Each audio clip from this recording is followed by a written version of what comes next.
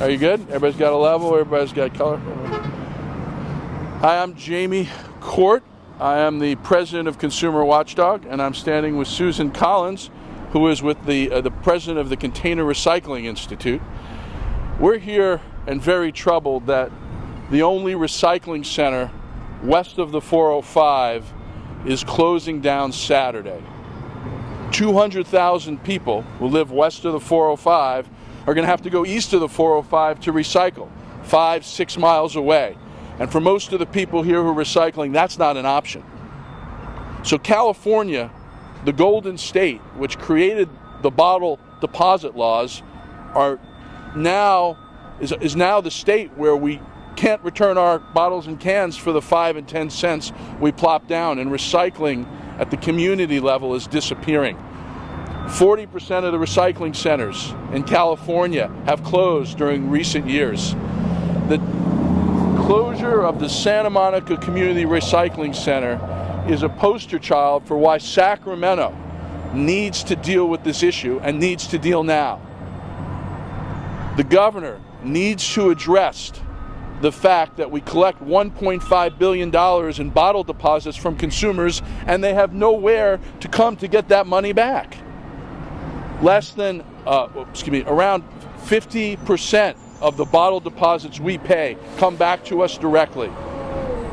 The recycling rate is plummeting. The redemption rate is a little above 60%. The sounds you hear in the background right now of recycling in Santa Monica will stop Saturday.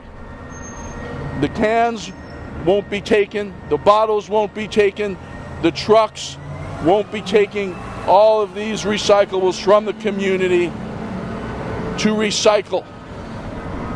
So a big part of our problem is that Cal Recycle, the state agency that's supposed to save community recycling center, is sitting on $360 million that it's refusing to spend on the centers that need the money to stay open in a world market where recycling is in chaos.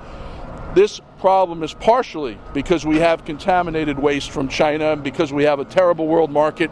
It's mostly because the state of California isn't focusing and doesn't care about community recycling and getting people their bottle deposits back. Governor Newsom, who's new to the job, and this legislature need to embrace and overhaul the recycling system that creates consumer convenience, that gives an incentive for consumers to recycle and gives them a place to recycle. How can consumers recycle if they don't have a place to go? These centers are shutting. By the end of summer, it could be 50% of our recycling centers who's shut down.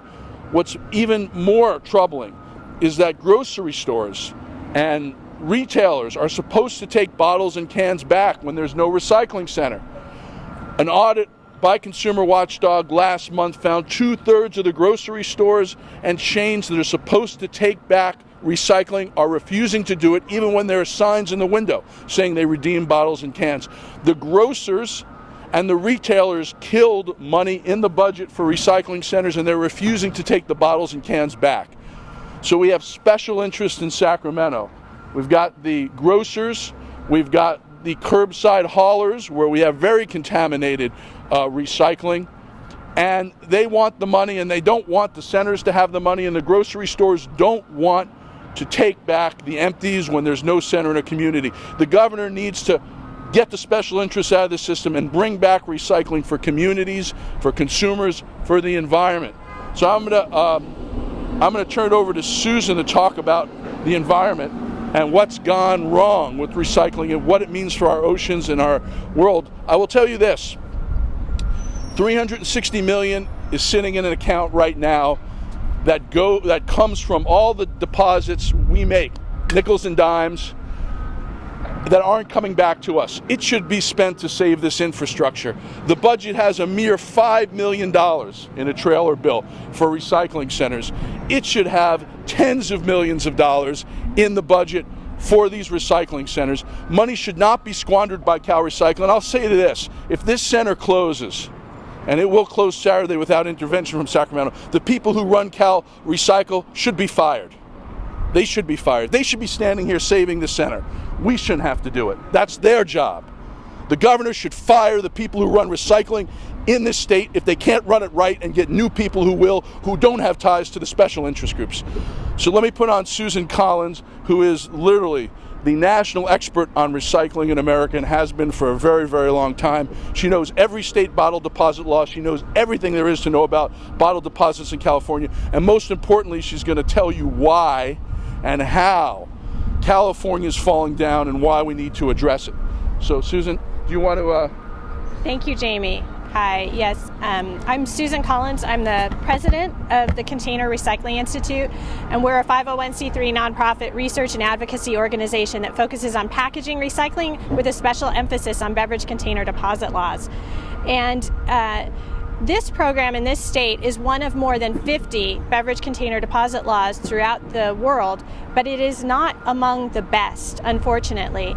And given California's interest in protecting the environment and California's interest in doing everything we can to solve the climate crisis, we should be putting more emphasis into this program to make it the best container deposit law in the world. But it's not.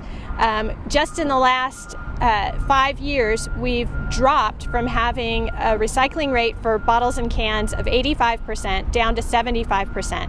It's dropping every year because this program has been neglected. We haven't done what we can do to make this program stronger so that we can get a recycling rate well over 90%. That's what the best container deposit programs in the world do. So I'll tell you about the two major features that beverage container deposit laws, if they're operated properly, the two major outcomes that we can expect. One is a very, very high recycling rate for bottles and cans. And if you have that, it will save energy, save the production of greenhouse gases, and save the production of air toxics. All of those are environmental goals, but especially saving greenhouse gases is a huge goal for reducing the effects of climate change.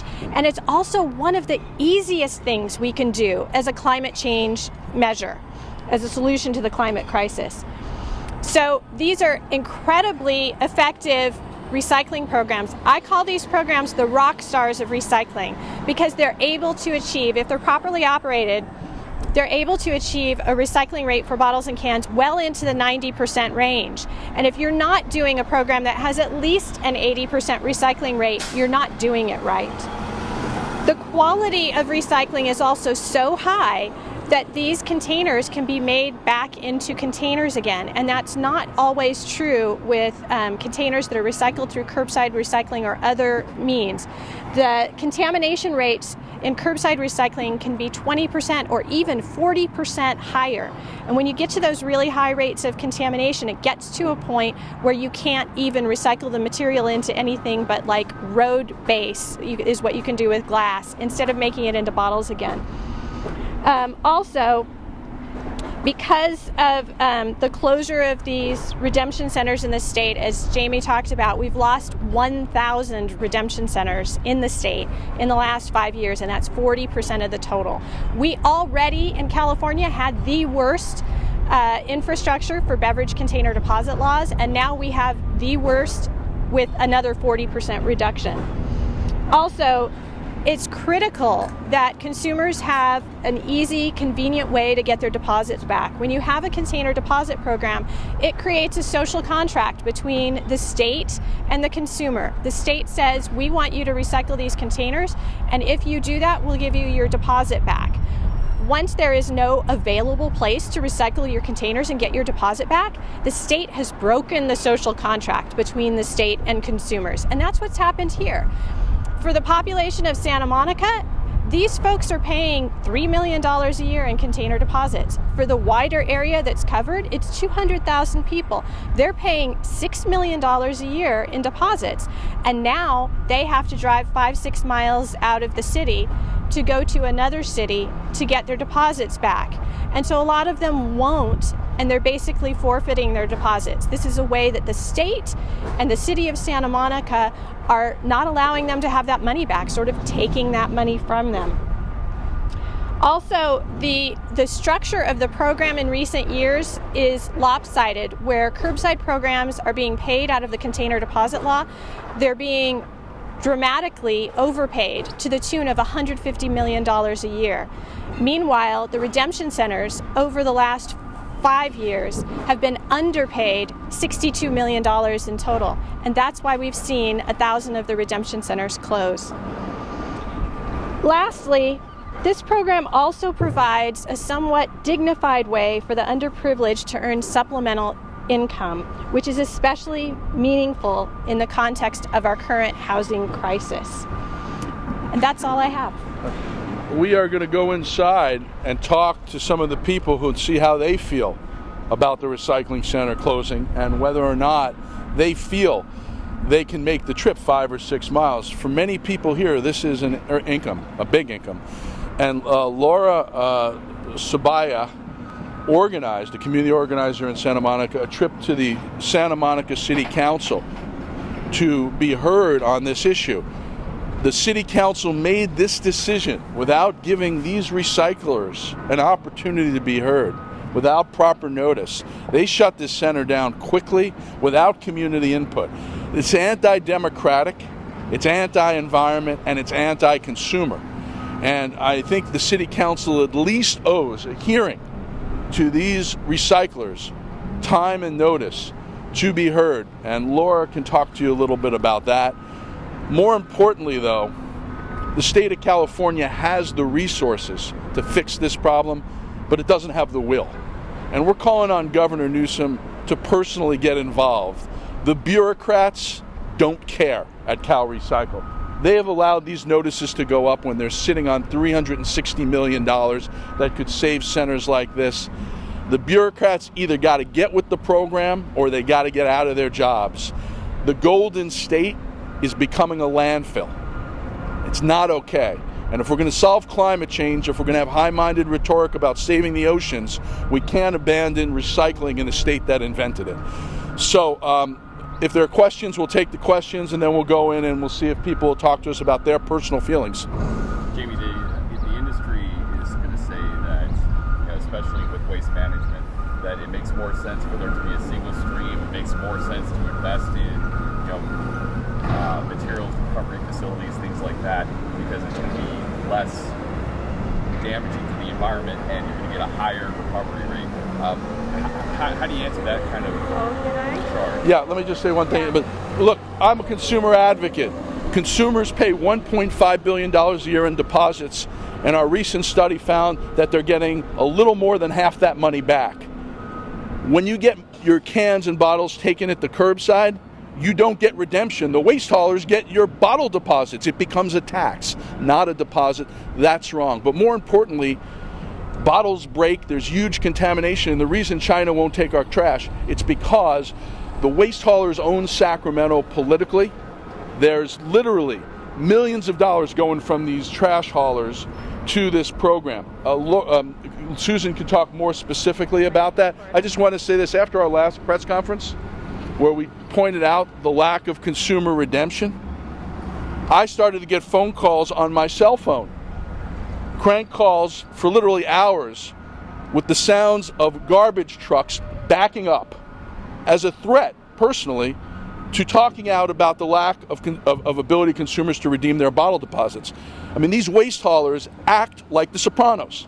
They do it in Sacramento, and they do it when they threaten consumer advocates like me. They are part of the problem, and the governor is like Elliot Ness. He's got to clean up the trash industry. Those guys are dirty. Let me go to Susan. Yeah, regarding whether or not it's a good idea to put beverage containers into single stream recycling or deliver them to a facility like this to be recycled, there's absolutely no question that this is head and shoulders a better way to do it than to put them into curbside recycling. We often use the expression, you can't unscramble an egg. And when all of the different material types are put together in a single stream bin, and then the truck that's collecting single stream is going around and collecting from like 400 houses, and the compactor blade is moving inside of the truck, squishing all the materials together. You can imagine how the materials get mixed into each other. And that's exactly what happens, and cross-contamination happens inside the truck before the materials ever get to the sorting facility. They get broken and they get squished into each other, and that creates contamination that then the next receiving facility has to try to take that apart. And it's a very difficult and expensive job. In addition to that, the curbside bins aren't everywhere, and so the return rate or the recovery rate at the very best is in the range of 30 to 40% with curbside recycling alone. With beverage container deposit laws, if the law is done right, you will get a return rate in the 90% range. So it's head and shoulders better in terms of return rate, and it's also head and shoulders better in terms of the quality of material you get. And when you get that really high quality material, you can make an aluminum can back into another aluminum can. You can make a glass bottle back into a glass bottle. You can make a PET plastic bottle back into a PET plastic bottle. And that's what we're going for. Any other questions? You alluded to it a little bit earlier about, we've been hearing the problems about other countries purchasing our recyclables. How much do we think saving a center like this would really be solving some of our greater recycling issues? Well, the greater recycling issues are the ones that will absolutely save centers like this. And I think the governor, I hope the governor, but I think the governor is serious about fixing the problem in the long term. And I want to do it, and so does Susan. The problem is we're not going to have recycling centers available unless we get them some short-term budget help while there's a long-term solution. Do you want to talk to the long-term solution? I do. Yeah. Well, and I also want to talk about the fact that people get really confused. They think recycling is all one thing. But recycling is actually a series of different commodities, and each one of those commodities behaves in its own marketplace. So the materials that are going here are primarily PET plastic, like your water bottles and soda bottles, HDE plastic, which is like milk jugs and certain juice bottles, those kind of things, and then aluminum cans and glass bottles. All of those 4 items that I just mentioned have healthy, robust markets here in the United States. The problem with recycling in general that's affecting our curbside recycling programs is with other commodities. It's with what's called the 3 through 7 plastics and the different paper commodities. So we really have our best opportunity to maximize recycling by maximizing the recycling of materials that have a market in the United States. This is the time for us to take the opportunity to say, okay, we're having problems in paper, let's make sure we're getting 100% of glass. Let's make sure we're getting 100% of aluminum cans and PET bottles, because they all have a home in the United States. And so that's really important. It's more important than ever to take care of centers like this so that we can get 100% of those materials. And I would also say that Senator Ben Allen, who is the local Santa Monica state senator, is trying to deal with the reusable plastic problem. And there are some bills in Sacramento to deal with the materials issue. But what we haven't dealt with is the consumer issue. Because again, every time we pay for a bottle or can, we're punking down 5 cents or 10 cents for a bigger bottle. We have to have a place to get that money back to make it work. We shouldn't be turning it over to trash haulers who contaminate the trash and don't give us our money. So that is where the focus needs to be in Sacramento, as well as on the long-term overhaul. Any other questions? Just to kind of crystallize the point here, it sounds as if what you're saying is that California's broken a covenant with consumers. Is that it? That's absolutely right. The covenant with consumers are: you pay 5 or 10 cents on a bottle deposit, you recycle, we get you that 5 or 10 cents back, or we use the money to improve recycling. Consumers are not getting those nickels and dimes back directly in half the cases, about half the cases. They're not getting their direct redemption. And the money is just sitting in an account in Sacramento, $360 million, and not being used appropriately, or being given to politically connected trash haulers who contaminate the stuff that's picked up and put in a landfill instead. So the covenant both on recycling and redemption is being broken. The governor is well aware of that. He's going to have to buck all the special interest groups that have been benefiting off the system. The one group of people who have been losing are the consumers you're going to meet in a moment, who aren't going to have a place after Saturday to return their deposits, because this is the last recycling center west of the 405 where they can have their bottles and cans bought back. So 200,000 people are going to have to go an extra 4 or 5 miles that way, and many of these people don't have cars. They're not going to walk 4 or 5 miles with a shopping cart. They're going to have no place to go. The doors are closed. That's going to the landfill or the ocean. Or right? Is that the ocean? Or in the ocean. I mean, these programs. There's been a statistical study that was done in Australia last year that looked at the beverage container deposit programs that exist throughout the United States and in Australia, and they found that even with this very small 5-cent deposit, we're reducing the amount of beverage container litter by 40% by having these kinds of programs. And that's obvious to all of you who can see that people are picking up litter and bringing it here for recycling, which is preventing it from being in our streets and our storm drains and ultimately the ocean. And it's so ironic that this is happening here in Santa Monica, because Santa Monica is a city that prides itself on its beaches, prides itself on the beautiful Santa Monica Bay, and has spent millions of dollars to have the most world-class stormwater clean-out program. So that what they're discharging into the Santa Monica Bay is as clean as possible.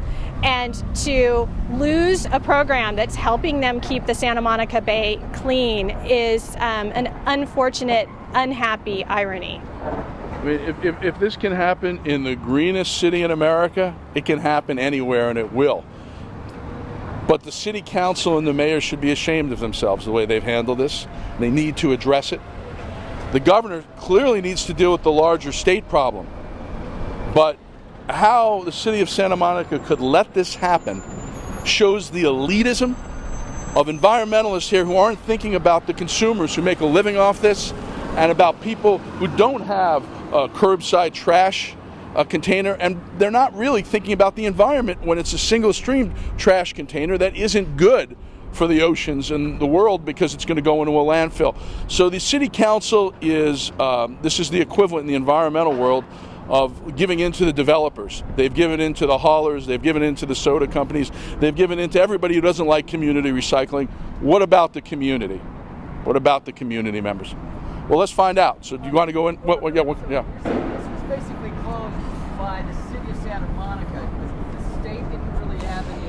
It had an outside. Well, the city, yeah, right, exactly. This was closed by the city of Santa Monica at a city council meeting, but it's emblematic of the failure to finance community recycling. And if this had closed and these other redemption centers were open, there'd be a place to go.